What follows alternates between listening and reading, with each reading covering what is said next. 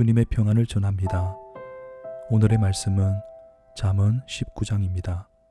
17절 말씀입니다. 가난한 자를 불쌍히 여기는 것은 여호와께 구워드리는 것이니 그의 선행을 그에게 갚아주시리라. 오늘 본문은 구제에 관한 말씀입니다. 가난한 자를 불쌍히 여기는 것은 여호와께 구워드리는 것이라고 합니다. 먼저 이 구절에서 주목해야 할 것은 가난한 자와 하나님을 동일시하고 있다라는 점입니다. 마태복음 25장에서 예수님은 이렇게 말씀하셨습니다. 너희가 지극히 작은 자 하나에게 한 것이 곧 내게 한 것이니라. 예수님은 언제나 작은 자의 모습으로 존재하십니다. 그래서 작은 자에게 베푸는 것이 곧 주님께 한 것이 됩니다. 따라서 누군가를 도울 때는 주님을 섬기는 마음으로 해야 할 것입니다.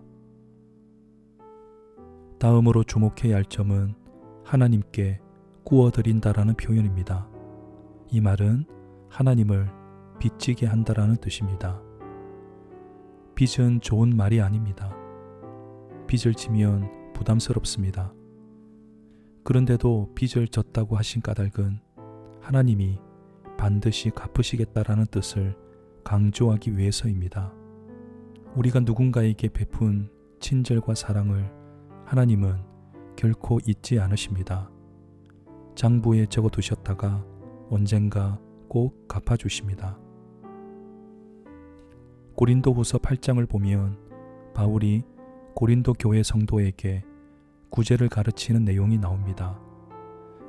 바울은 예루살렘 교회 방문을 앞두고 고린도 교회에 후원을 요청했습니다. 너희의 넉넉한 것으로 저들의 부족한 것을 보충하라. 그리하면 저들의 넉넉한 것으로 너희의 부족함을 보충하여 균등하게 되리라.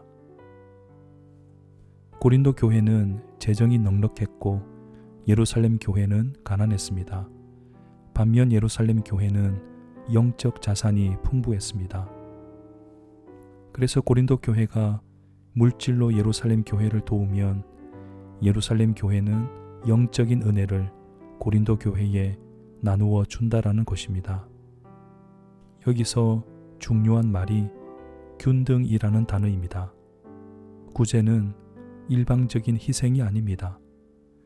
주는 자와 받는 자가 따로 있는 것이 아니라 결국에는 모두가 받게 되는 일이 일어납니다. 구제를 하면 하나님께서 채워주시는 또 다른 은혜가 있습니다. 그래서 구제는 억지로 하는 게 아닙니다.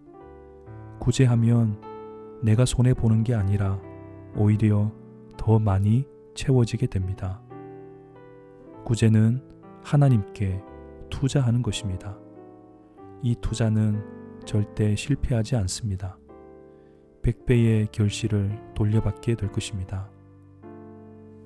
하나님은 가난한 사람들 중에 항상 계십니다.